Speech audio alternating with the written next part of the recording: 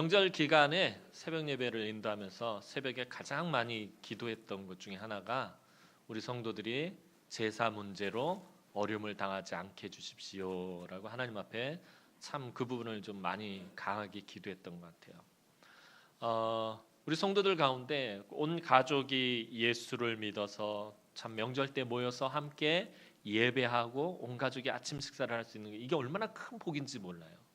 그죠? 이게 온 가족이 예수 믿는 사람들은 이게 복인 줄 몰라요.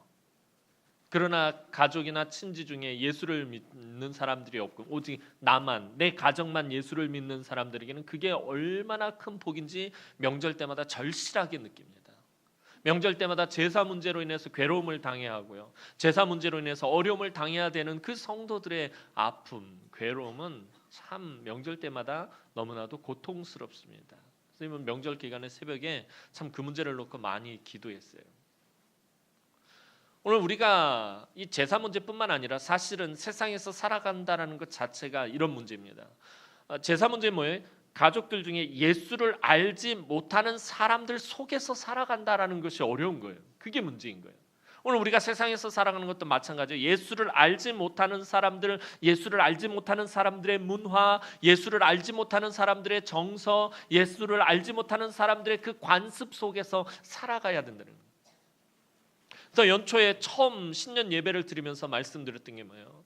오늘 우리들의 삶이 in the world, 세상 안에서 살아간다는 거예요. 주님도 말씀하시죠. 너희는 교회의 빛과 소금이다라고 말씀하시지 않고 너희는 세상의 빛과 소금이다. 너희는 세상 in the world라고 분명히 주님께서 말씀하셨다는 거예요. 이 세상 안에서 우리가 살아가야 된다는 거예요. 그럼 세상 안에서 살아가는데 어떻게 살아가야 되느냐라는 이 문제에 우리는 부딪히게 됩니다. 이 세상 안에서 예수를 알지 못하는 사람들 안에서 예수를 알지 못하는 가족들 안에서 살아가는 그 삶의 모습을 가장 잘 보여준 사람이 오늘 본문에 등장하는 요셉이라는 인물입니다. 그가 노예로 팔려온 애굽이라는 곳이 어떤 곳입니까? 온갖 우상과 온갖 신들이 난무하는 곳입니다. 하나님을 알지 못하는 곳입니다. 하나님을 향한 믿음이 없는 곳이 애굽입니다. 이 애굽 속에서 이 애굽 안에서 살아가야 하는 사람 요셉. 그의 삶이 어떠했는지 오늘 살펴보며 우리가 함께 은혜를 나누길 소원합니다. 애굽의 최고 통치자였던 바로가 자신의 꿈으로 번민하며 고통을 당하게 됩니다. 여러분들이 잘 아시는 것처럼 애굽의 바로가 하루는 꿈을 꾸었는데 살진 소가 나일 강가에서 유유히 풀을 뜯어먹고 있는데 갑자기 빼짝 마른 소 7마리가 올라와서 살진 소를 다 잡아먹어요. 바로가 놀라서 깼다가 다시 잠이 들었는데 이번에는 그 나일 강가에 아주 실한 이삭 7개가 착 나왔는데 좀 지나니까 아주 앙상하게 마른 이삭 7개가 나와서 이 실한 이삭 7개를 잡아먹는 꿈을 꿉니다. 이 꿈이 도대체 무엇인지 모르고 너무 생생해서 이 꿈 때문에 바로가 애굽의 최고 통치자가 번민하며 고통을 당하게 됩니다. 그것을 옆에서 지켜보던 술 맡은 관원장이 꿈 해몽을 잘하던 이 요셉이 생각이 나서 감옥에 갇혔던 요셉을 천거해서 이 바로가 요셉의 해몽을 듣게 되었습니다. 요셉은 꿈을 해몽만 한 것이 아니라 바로가 직면하게 될 엄청난 문제에 대한 놀라운 해결 방안까지 내놓습니다. 7년 큰 풍년이 있을 것이고 그 뒤에 다시 7년 큰 흉년이 있을 것인데 이 7년 흉년이 얼마나 심한지 앞에 7년 풍년이 아무것도 아닌 것처럼 느껴질 정도로 큰 어려움이 고난이 애굽에 닥치게 될 것입니다. 애굽뿐만 아니라 온 지면에 있는 많은 사람들이 어려움을 당하게 될 것입니다라고 그 꿈을 해몽하고 그것에 대한 적절한 해결 방안까지 제시합니다. 요셉의 모든 이야기를 듣고 난 후에 바로와 그의 신하들은 요셉이 왕의 꿈을 제대로 해석한 것과 또 적절한 대안을 제시한 것을 알고는 크게 감동합니다. 37절 말씀 보면 바로와 그의 모든 신하가 이 일을 좋게 여긴지라라고 기록하고 있습니다. 이들이 이토록 감동했던 것은 요셉이 마치 이 모든 것을 미리 준비한 것처럼 기가 막히게 프리젠테이션 했기 때문입니다. 기가 막히게 이 상황을 파악을 하고 그것에 대한 적절한 대안을 바로바로 제시하고 있기 때문이에요. 지금 요셉이 바로의 꿈을 아주 오래전에 들은 것이 아니에요. 그래서 그 꿈을 연구해 놓은 것도 아니라 지금 바로 듣자마자 그 꿈에 대해서 해몽을 하고 해결 방안까지 제시하는데, 마치 이거는 미리 다 듣고 미리 준비한 것처럼 그렇게 바로 앞에서 이 일에 대해서 프레젠테이션 했다라는 것입니다. 애굽 왕 바로와 그의 신하들은 애굽 최고의 엘리트들입니다. 당시 애굽은 세계 최강대국이며 모든 지식과 모든 학문에 모여 있는 그런 곳이었습니다. 바로를 비롯한 그의 신하들은 애굽의 모든 학문과 지식, 애굽의 모든 학문과 지식이란 말은 다시 말하면 전 세계의 모든 지식과 모든 학문을 다 통달한 사람들이었다라는 거예요. 바로와 그의 신하들이 허접한 사람들이 아니다라는 것입니다. 그 당시에 세계에서 가장 뛰어나고 가장 똑똑하고 가장 잘난 사람들이었습니다. 그런 사람들도 해결하지 못한 문제를 아무런 기대도 하지 않았던 천한 노예 신분의 요셉이 너무나도 손쉽게 해결해내는 것을 목격하게 되었습니다. 그리고 바로와 그의 신하들은 요셉의 모습을 보고 하나님의 영에 감동된 사람이라고 극찬을 하게 됩니다. 38절 말씀 보면 바로가 그의 신하들에게 이르되 이와 같이 하나님의 영에 감동된 사람을 우리가 어찌 찾을 수 있으리요 하고라고 기록하고 있어요.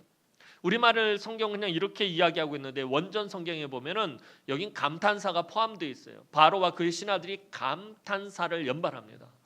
와우, 정말 대단하다, 엑셀런트 그러면서 너무너무 브라보 그러면서 아주 이 바로와 그 신하들이 요셉의 이야기를 듣고 감탄에 맞지 않는 그런 모습을 기록하고 있습니다. 성경에서 그리고 하나님의 영에 감동되었다라는 표현을 처음으로 사용한 사람이 요셉입니다. 창세기를 기록한 모세는 요셉의 탁월함을 인정하고 있는 것입니다. 바로가 요셉의 능력을 인정했을 뿐만 아니라 애굽 왕궁에서 모든 학문을 통달했던 모세조차도 요셉의 능력을 인정하고 있는 것입니다. 요셉이 바로의 꿈을 통해 알게 된 7년 풍년과 7년 흉년에 대한 제안을 요약하면 다음과 같습니다. 이제 7년 동안 지속될 풍년을 책임지고 관리할 사람이 필요합니다. 곡물 창고를 짓고 그곳에 곡식을 비축하는 것을 잘 관리해야 합니다. 흉년이 들기 시작하면 땅이 황폐하게 될 것이고 사람들은 비축해둔 곡식을 배급받아서 살아남게 될 것입니다. 그래서 통찰력이 있고 지혜롭고 이 일을 잘 감당해낼 수 있는 능력 있는 사람이 필요합니다. 왕은 그러한 사람을 뽑아서 이 일을 준비하게 하십시오. 바로는 요셉이 말한 이런 사람을 다른 곳에서 찾을 필요가 없었습니다. 모든 필요 충분 조건을 다 갖춘 사람이 바로의 앞에 지금 서 있기 때문이었습니다. 사실 이런 분위기 속에서 요셉은 자신이 그 임무를 맡겠다라고 지원하는 것이 적절해 보이는데도 요셉은 나서지 않았습니다. 자신이 그 꿈을 해몽했고요. 그거에 대한 적절한 해결 방안을 제시하고 있습니다. 그렇다면 사실 그것에 가장 적합한 사람은 본인이에요. 근데 본인을 나타낼 수 있고 본인을 드러낼 수 있었는데 요셉은 나서지 않았다라는 것입니다. 요셉이 굳이 나서지 않아도 바로는 누가 이 일에 가장 적합한지 이미 알고 있었습니다. 바로의 꿈을 기가 막히게 해몽하고 최고의 대안을 제시했고 그에 대해 바로와 그의 신하들이 감동하였다면 보통 사람이라면 이런 상황에서 그 순간을 자신의 유익을 위해 이용하려 들었을 것입니다. 자신을 나타내려고 했을 것입니다. 자신이 성공할 수 있는 어떤 그런 기회로 삼으려고 했을 것입니다. 그런데 요셉은 해몽과 대안을 제시하는 일 외에는 아무것도 하지 않았습니다. 요셉은 감옥에 버려지고 잊혀진 지난 13년의 그 시간을 통해 하나님께서 당신의 목적을 위해 하나님의 정하신 때에 하나님의 방법으로 일하시도록 맡기는 법을 배운 것입니다. 그런 요셉에게 이기심도 욕심도 욕망도 야망도 없었습니다. 자기를 드러내 보이려고 애쓰지도 않았습니다. 그저 하나님이 알려주신 것만 이야기했을 뿐입니다. 그리고 하나님께서는 당신의 때에 당신의 방법으로 어김없이 일하셨습니다. 39절 말씀 보면 요셉에게 이르되 하나님이 이 모든 것을 네게 보이셨으니 너와 같이 명철하고 지혜 있는 자가 없도다라고 바로가 말합니다. 바로가 요셉에게서 본 것이 무엇입니까? 오늘 자기의 꿈을 해몽하고 대안을 제시해내는 그 요셉에게서 본 것은 고난을 통해서 정금같이 단련된 그의 인품을 보았다라는 것입니다. 보통의 사람들은 지금 바로에게 잘 보이고 바로 이 기회를 통해서 출세하려고 하고 성공하려고 하고 무언가를 획득하려고 들었을 텐데 이 요셉은 그러지 않았다라는 것입니다. 고난을 통해서 정금같이 단련된 요셉의 인품을 바로는 보았습니다. 아까 말씀드렸던 것처럼 바로가 보통 사람이 아닙니다. 그에게는 수많은 엘리트 신하들이 있어요. 똑똑한 사람들이 그 밑에 엄청 많아요. 그 사람들을 다스려야 되는 바로라면 바로의 보는 눈은 정확한 사람이었을 거예요. 바로는 요셉의 인품을 보았습니다. 요셉은 고난의 과정을 통해서 어떻게 상황을 파악하고 어떻게 정확하게 행동을 해야 하는지 알고 있었습니다. 바로는 요셉을 향해 명철하고 지혜가 있다라고 말하고 있습니다. 바로처럼 똑똑한 사람이 말하면 분명히 요셉은 그런 사람일 것입니다. 근데 성경에서 이 명철하다는 말의 뜻은 민첩하게 상황을 파악하는 통찰력을 말하고요. 지혜라는 말은 상황을 파악한 대로 적절하게 행동할 수 있는 추진력을 말하는 것입니다. 바로가 요셉을 딱 봤더니 이 요셉은 민첩하게 상황을 파악하는 통찰력을 가지고 있고 또 그 상황을 파악한 대로 적절하게 대응하고 행동할 수 있는 추진력을 가지고 있다는 것을 본 것입니다. 요셉에게 이런 능력이 있다는 것을 바로는 단번에 알아본 것입니다. 그리고 바로는 요셉을 애굽의 2인자의 자리에 앉혀버립니다. 41절 말씀 보면 바로가 또 요셉에게 이르되 내가 너를 애굽 온 땅의 총리가 되게 하노라 하고, 당시 애굽은 세계 최강대국입니다.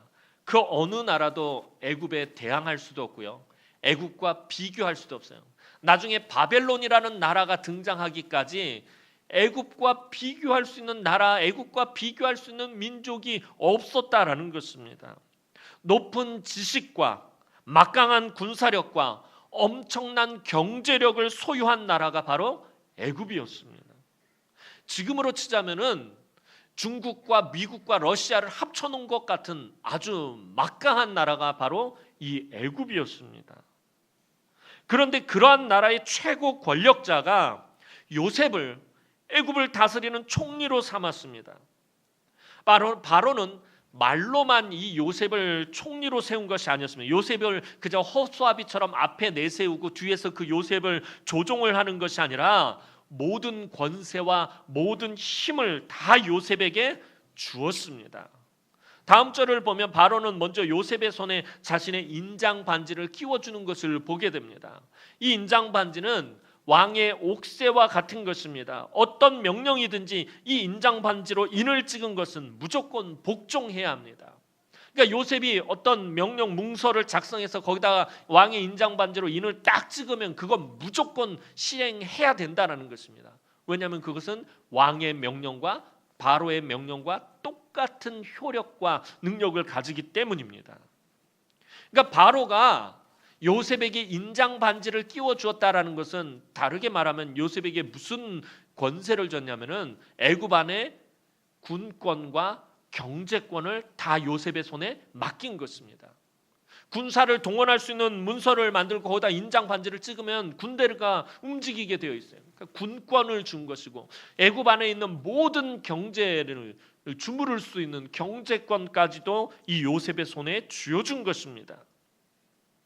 그리고 요셉이 입고 있던 죄수의 옷을 벗기고 왕족이나 명문 귀족들만 입을 수 있는 세마포 옷을 입히고요. 금목걸이를 목에 걸어주고 자신의 병거에 태우고 길거리를 행진할 때 모든 사람들이 요셉에게 절하도록 그렇게 지시하였습니다. 바로는 이처럼 애굽의 모든 권세를 요셉에게 주고 마지막으로 그에게 새로운 이름을 하나 지어줍니다. 45절 말씀 보면 그가 요셉의 이름을 사브나 바네아라 하고 또 온의 제사장 보디베라의 딸 아스낫을 그에게 주어 아내로 삼게 아니라 요셉이 나가 애굽 온 땅을 순찰하니라. 바로가 요셉의 이름을 사브나 바네아라고 새롭게 지어줍니다.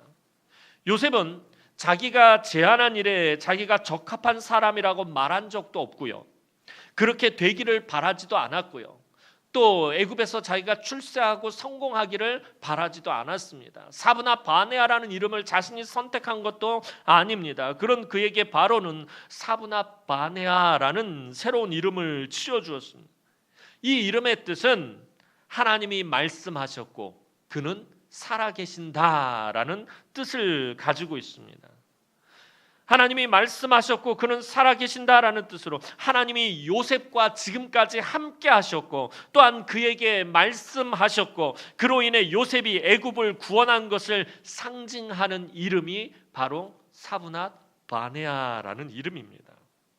조금 전까지, 오늘 본문이 있기 바로 조금 전까지 친위대장의 감옥에서 아무런 기약 없이 갇혀있던 노예이며 죄수였던 요셉의 삶이 순식간에 새롭게 변화되었습니다. 이 시간이 오기까지 요셉이 얼마나 오래 참고 기다렸습니까? 얼마나 오래 인내하며 살아왔습니까? 근데 사실 요셉만 참고 기다린 것이 아니라 또 누가 참고 기다린 것입니까? 하나님도 오래 참고 기다리시느라고 애쓰셨다라는 거예요. 요셉, 하나님이 보실 때 얼마나 사랑스러운 사람입니까? 그가 하나님 앞에서 범죄하지 않으려고, 하나님 앞에서 정결한 삶을 살려고 애쓰는 그 모습을 바라봤을 때 하나님께서 요셉을 얼마나 아끼시고 얼마나 사랑하셨겠어요. 그런데 그런 요셉이 고난을 당하고 억울한 누명을 쓰고 또 그 지하 감옥에서 그 젊음을 썩고 있는 모습을 바라볼 때 하나님은 얼마나 안타까우셨겠어요. 하나님도 오랫동안 참으시느라고 애쓰셨습니다. 근데 하나님의 정하신 시간이 꽉 차게 되자 요셉에게 작정하신 대로 하나님께서 복을 남김없이 쏟아 부어 주셨어요. 그에게 어린 시절 보여주셨던 그 꿈대로 그를 존귀하게 만들어 주셨고요, 하나님께서 계획하신 대로 남김없이 다 이루어지게 하셨다라는 것입니다. 그런데 요셉이 이제 자신의 삶이 새롭게 완전히 변화되어지고 완전히 엄청난 그의 인생이 새롭게 열리는 이 시점에서의 요셉의 모습이 참 대단하다라는 것을 보게 됩니다. 요셉이 얼마나 신실한 사람인지 그를 알 수 있는 한 구절이 있습니다.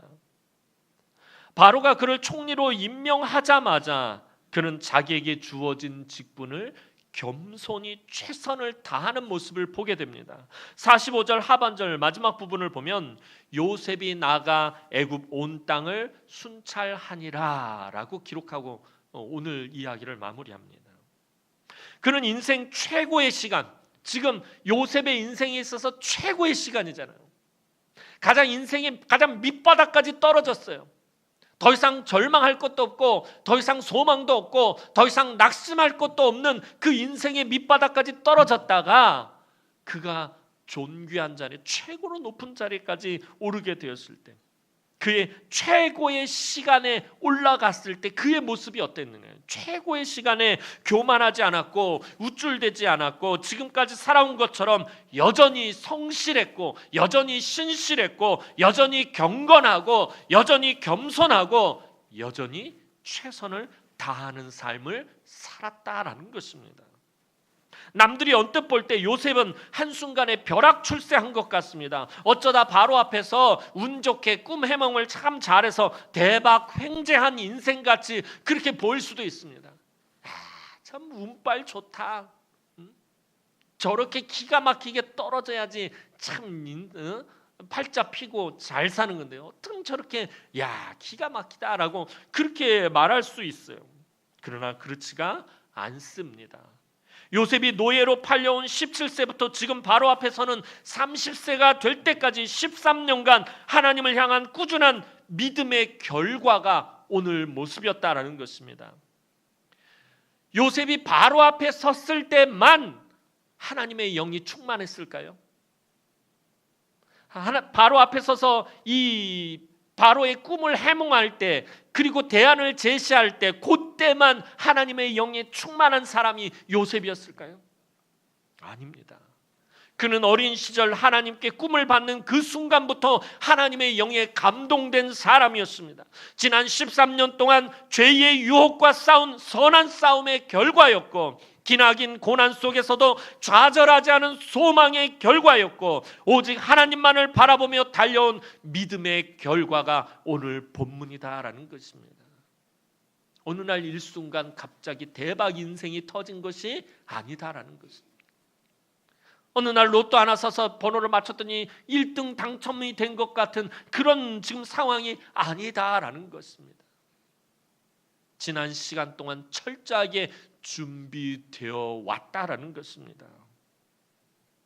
갈라디아서 6장 9절의 말씀은 마치 이런 요셉의 삶을 보고 바울이 기록한 것 같습니다. 우리가 선을 행하되 낙심하지 말지니 포기하지 아니하면 때가 이름에 거두리라.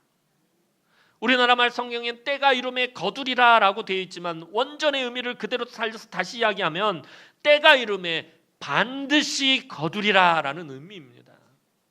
마치 바울이 요셉의 삶을 보고 기록한 것 같습니다. 또 시편 126편의 시인도 함께 요셉의 삶을 거둡니다. 눈물을 흘리며 씨를 뿌리는 자는 기쁨으로 거두리로다. 울며 씨를 뿌리러 나가는 자는 반드시 기쁨으로 그 곡식단을 가지고 돌아오리로다. 그냥 어느 날 일순간의 기쁨, 이 곡식단을 거두게 되는 건 아닙니다. 어느 날 갑자기 삶의 성공을 이루게 되는 것이 아니다라는 것입니다. 삶의 어떠한 열악한 환경에도 요셉은 지배를 당하지 않았다라는 것입니다. 더 좋은 환경에도 지배당하지 않았다는 거예요. 삶의 형편과 그 상황에 지배당하지 않는 사람이 요셉이었다라는 것입니다.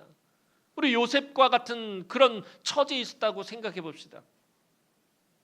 인생이 완전히 실패한 인생 같아요. 인생 밑바닥까지 내려갔다라고 말씀드렸어요. 그럼 우리는 대번에 생각하는 게 무엇이에요? 환경을 탓합니다. 아마 제가 요셉이라면 그랬을 거예요.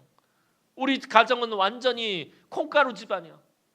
아버지는 아내가 넷이고, 아내 넷을 통해서 형제가 12명인데 그 형제 12명이 늘 서로 반목하고 원수처럼 지내고, 동생을 죽이려고 하고 노예로 팔아버리고, 노예로 팔려와서 억울하게 누명을 쓰고 지하 감옥에 갇혀있고, 자기의 삶의 그 열악한 형편을 보면은 그것을 탓할 수밖에 없을 거예요.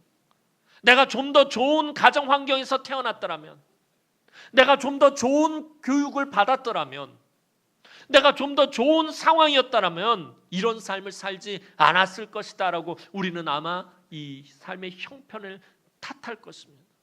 그게 뭐예요? 열악한 환경에 내가 지배를 당했다라는 것입니다. 다시 그 삶이 변했어요. 아까 요셉이 밑바닥에서 최고의 시간에 최고의 자리에 오르게 되었어요. 그 최고의 자리에 오른 그 순간에 자신이 또 그 상황에 지배당하지 않았다라는 것입니다. 여전히 성실했고, 여전히 정직했고, 여전히 진실했고, 여전히 경건한 모습을 보게 됩니다. 이것이 요셉의 하나님의 영이 감동된 삶이었다라는 것입니다. 그리고 이러한 요셉에게 하나님은 가장 합당한 보상을 하셨던 것입니다. 하나님의 보상은 요셉에게 모든 것을 새롭게 하신 것이었습니다. 요셉은 왕의 인장 반지를 지녔고, 금목걸이와 쇠마포로 옷을 입었고, 버금 수레를 타고 모든 권세를 가진 애굽의 2인자가 되었습니다. 그런데 이렇게 모든 것이 새롭게 변화된 상황을 요셉은 어떻게 받아들이고 있느냐라는 것입니다. 한번 생각해 보시기 바랍니다. 저와 여러분들이 요셉이라면, 아주 인생의 밑바닥까지 떨어졌다 최고의 자리, 최고의 시간, 최고의 존귀한 위치에 오르게 되었을 때 그 상황을 우리는 어떻게 받아들이겠느냐라는 것입니다. 요셉은 이렇게 새롭게 변화된, 완전히 변화된 상황을 지금 어떻게 받아들이고 있습니까? 감사하게도 아까 말씀드렸던 것처럼 요셉은 이 모든 새로운 변화를 겸손으로 감당하고 있다라는 것입니다. 사실 어떻게 보면 이거 감당 못할 엄청난 변화예요. 제가 서울에 있을 때 보니까 예전에 뭐 강남도 그렇고 목동이라는 곳이 그래요. 이 목동이라는 곳도 사실은 다 논밖에 없어요. 그 목동 근처에서 이제 제가 중학교를 다녔는데 어디 그 근처에 놀러 가려면 보면 완전히 밭밖에 없어요. 논하고 밭밖에 없었는데 그곳에 이제 아파트 개발이 들어가면서 목동 아파트 단지가 들어서게 되면서 거기에 그 논 농사를 짓던 많은 분들이 갑자기 떼부자가 됐어요. 땅값이 완전 천정부지로 치솟아가지고 생전 처음으로 맨날 농사만 짓던 분들이 억 소리 나는 돈을 만지게 됐어요. 그런데 다 억하고 죽고 말았어요. 그때 그 근처에 있던 교회에서 이제 제가 나중에 부교육자 생활하는데 집사님 권사님들이 그 얘기를 하는 거야. 자식들만 좋은 일 시켰지 뭐. 평생 농사지면서 고생하다가 억 받으면서 억소리 나고 죽고 자식들만 되는 거예요. 그런데 사람들이 거기서 농사짓고 순박하게 살다가 돈을 막 수억을 가지니까 이 돈을 주체를 할 수가 없는 거예요. 사람들이 변하기 시작하는 거예요. 흥청망청 쓰게 되고요. 막 도박을 하게 되고요. 노름을 하게 되고요. 막 사치하게 되고 그 상황을 그렇게 받아들이더라는 거예요. 근데 요셉은 그거보다 더한 환경이 변화가 되어진 것이에요. 근데 그것을 겸손으로 감당하고 있다라는 거예요.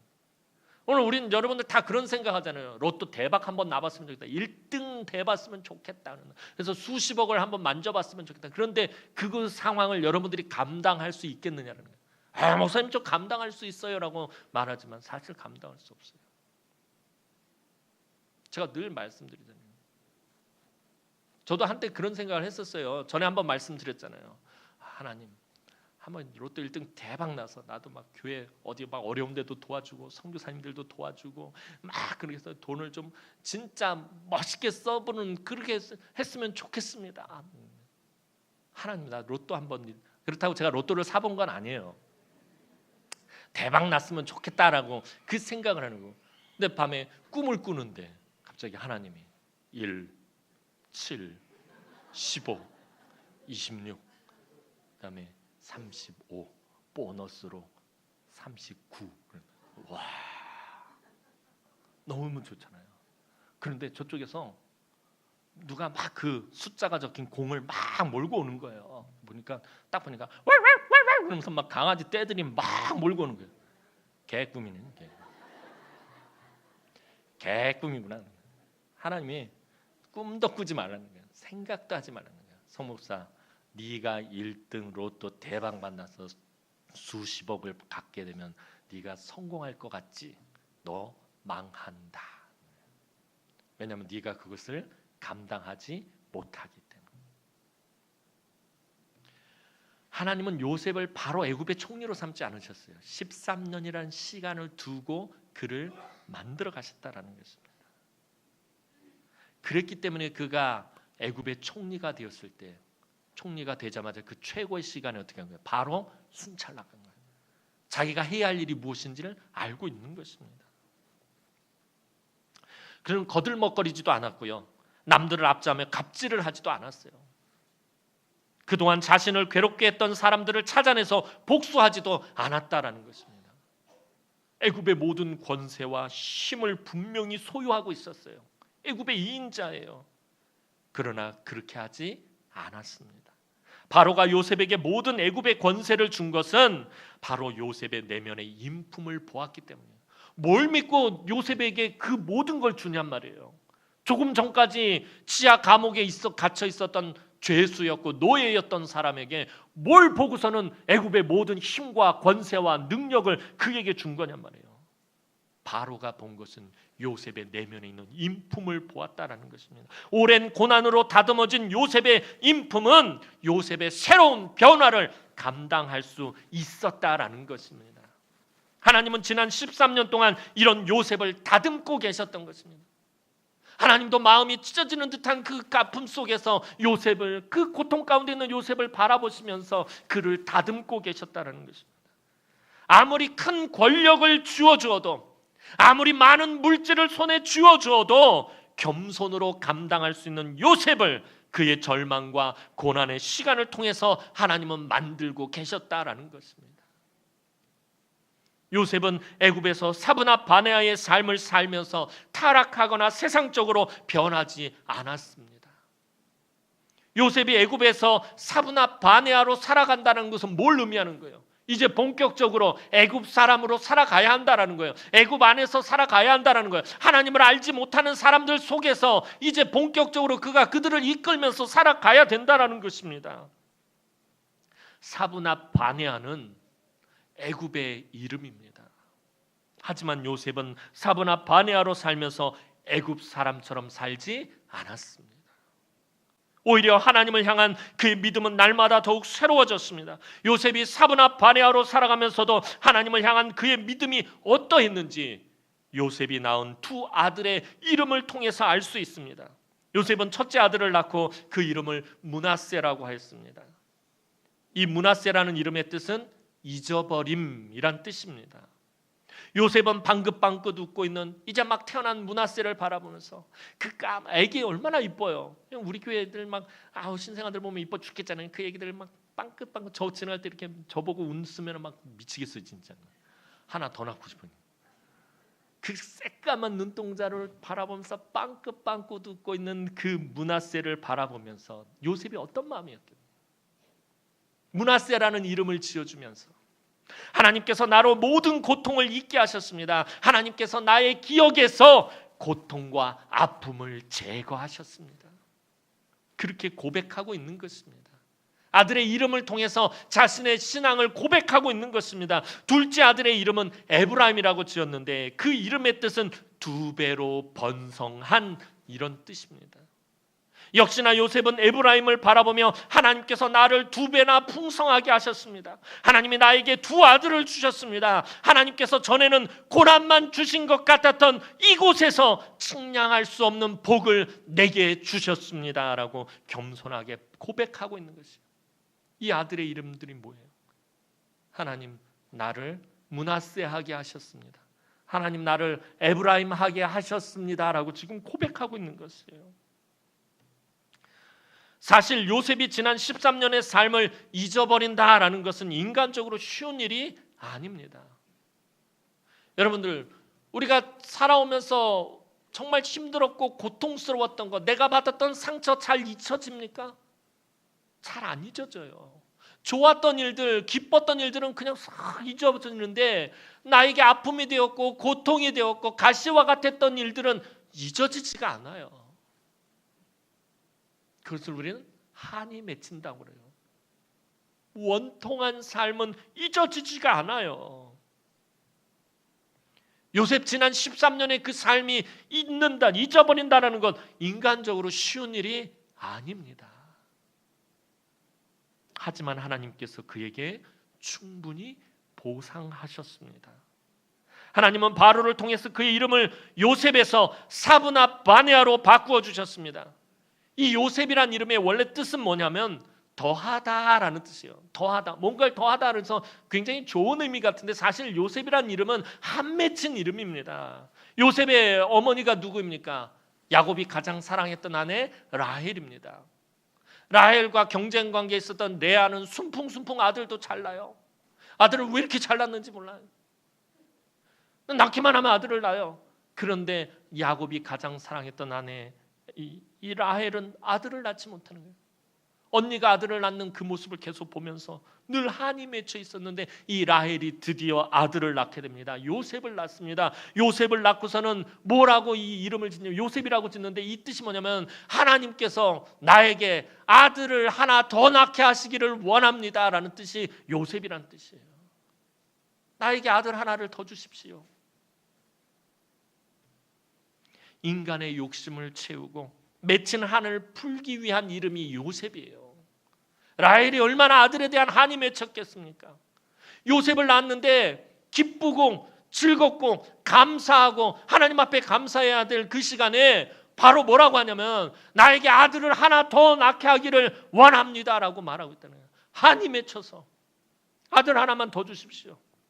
이러고 있는 이름이 요셉이란 이름입니다.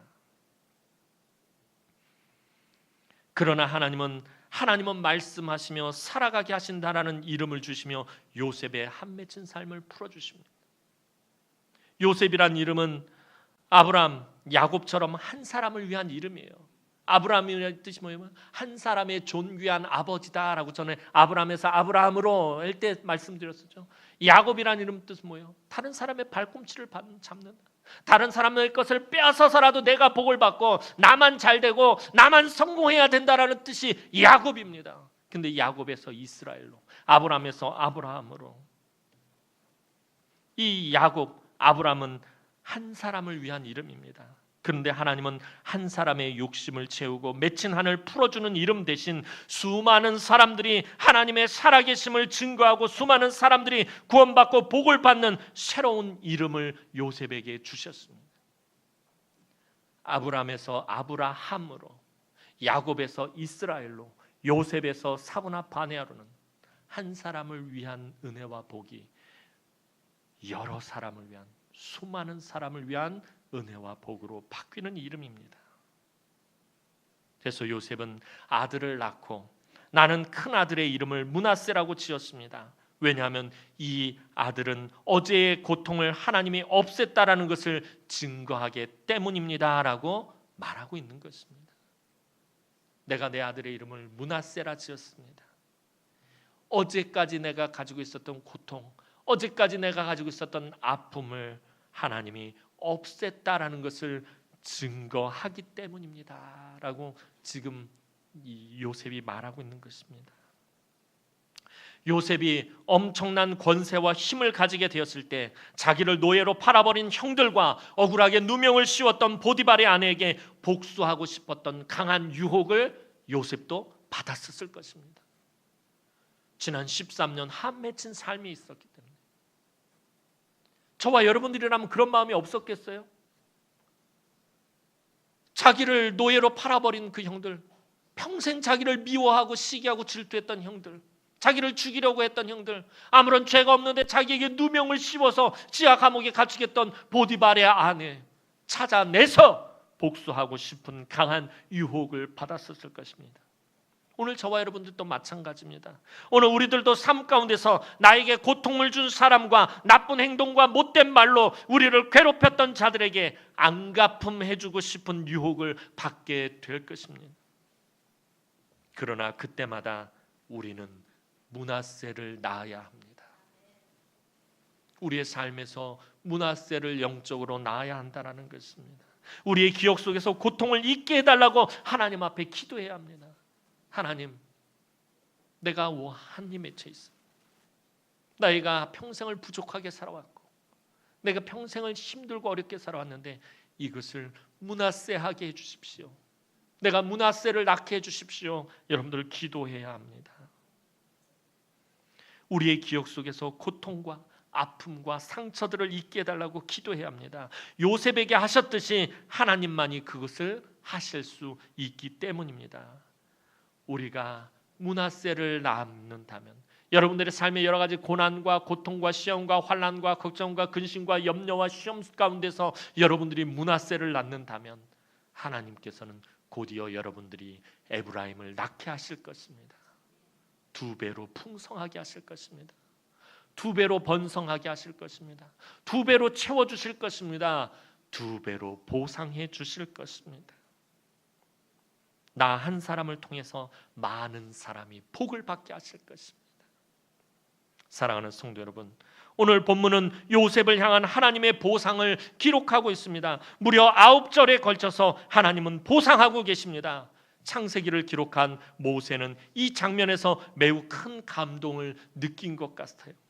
애굽의 모든 학문과 지식에 통달하고 애굽의 최고의 엘리트였던 경험이 있는 모세는 요셉의 이야기를 기록하면서 얼마나 신이 나서 지금 기록하고 있는지 그런 자신의 마음을 고스란히 오늘 본문에 담고 있다라는 것입니다.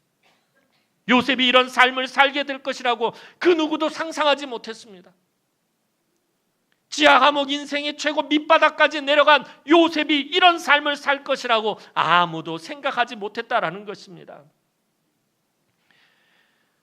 우리는 이미 결말을 알고 있으니까 사실 실감이 덜합니다. 오늘 본문을 바라보면서 뭐 알고 있었던 이야기니까. 그런데 만약 우리가 알지 못했던 이야기라면 이 결말은 정말 대단한 결말. 우리 입에서 정말 바로와 그의 신하들처럼 감탄사가 막 터져 나와야 될 그런 본문이다. 엑설런트 그러면서 정말 대단한, 놀랍다라는 그런 실감이 나야 합니다. 요셉의 이야기를 처음 듣는 사람이라면 아무도 이 결말을 예측하지 못했을 것입니다. 그 아비 야곱과 그의 형들은 더더욱이 생각도 못했을 것입니다. 요셉 자신도 아마 자신이 이런 삶을 살게 되리라고는 상상도 못했을 것입니다. 고작 요셉이 생각한 것이 무엇이었겠습니까? 지하 감옥에서 그가 그냥 조그맣게 가지고 있었던 소망은 술 맡은 관원장이 자신을 도와주면 애굽에서 벗어나 그 지하 감옥에서 나와서 애굽을 떠나서 사랑하는 아버지 야곱에게로 돌아가는 것 정도만 생각했었을 것입니다. 그것만 해도 난 너무 좋겠다라고 그렇게 생각해서 꿈에도 그리던 아버지, 꿈에도 그리던 고향으로 돌아가는 것, 그 정도로만 생각했었을 것입니다. 그런데 하나님은 전혀 상상도 할 수 없는 영광스러운 결론을 가지고 계십니다. 하나님께서는 하나님만을 신뢰하고 하나님만을 바라고 하나님만 의지하는 사람들의 인생을 결론 맺으실 때 우리가 상상도 할 수 없는 결론을 준비하고 계시다라는 것입니다. 그것은 인간의 말로 다 설명이 되지 않습니다. 그래서 사도 바울은 로마서 8장 18절에 고백합니다. 현재의 고난은 장차 우리에게 나타날 영광과 비교할 수 없도다. 하나님은 하나님을 위해 고난당하는 자들을 위해 영광스러운 상급을 준비하셨어요. 성경은 하나님 나라의 상급이 있음을 분명히 언급하지만 그것이 무엇인지는 구체적으로 말하지는 않습니다. 왜냐하면 그 영광의 상급은 우리가 상상도 하지 못하고 말로 표현도 못할 정도의 것이기 때문입니다. 우리가 하나님 나라의 영광의 상급은 이런 거다라고 말하는 순간 그것은 너무나도 뻔한 것이 되어버립니다. 내가 이 고난의 시간에 하나님만 의지하고 하나님만 붙잡는다면 하나님께서 나에게 이런 영광의 상급을 주실 거다라고 말하는 순간 그 정도까지밖에 우리가 누리지 못하게 된다는 거예요. 우리 스스로가 하나님의 영광의 상급을 제한해 버린다라는 거예요. 하나님은 그 이상의 것을 주실 수 있는, 그 정도만 주시는 분이 아니시다라는 것입니다. 그래서 성경은 우리에게 그 상급이 무엇인지 구체적으로 밝히지 않습니다. 오늘 여러분의 삶에 있는 고난들로 낙심하거나 실망하지 마시기 바랍니다. 지금 여러분의 삶에 있는 고난이 크면 클수록 영광의 상급은 더욱 비교할 수 없게 됩니다. 이 땅의 것들, 세상의 만족함들, 사람들의 위로와 칭찬에 연연하지 마시기 바랍니다. 여러분의 인생의 소망을 바로 하나님의 이 마지막 영광의 결론에 거시기 바랍니다. 그래서 요셉처럼 하나님의 때가 참에 하나님이 풀어주시고 하나님이 새롭게 하시고 하나님이 보상하시고 하나님이 잊게 하시고 하나님이 2배로 풍성하게 하시는 은혜와 복을 받아 누리는 사랑하는 주의 귀한 우리 남흥의 성도들이 되기를 주님의 이름으로 축원합니다. 기도드리겠습니다. 사랑과 은혜가 많으신 아버지 하나님, 은혜와 사랑을 진심으로 감사를 드립니다. 아버지 하나님께서 예비하시고 준비하신 것들, 우리가 전혀 상상도 할 수 없는 그 영광을 하나님 우리가 소망하게 하여 주옵소서. 지금 처해 있는 이 삶의 형편들에 하나님 우리가 지배당하지 않게 하여 주옵소서. 하나님 우리에게 주신 약속의 말씀 붙잡고 오늘 요셉과 같은 삶을 살아갈 수 있도록 은혜를 베풀어 주시며 요셉과 같은 은혜와 복을 받아 누릴 수 있도록 도우시며 요셉과 같이 이 모든 것들을 감당할 수 있는 믿음의 사람이 되게 하여 주옵소서. 감사드렸고 예수님의 이름으로 기도하옵나이다. 아멘.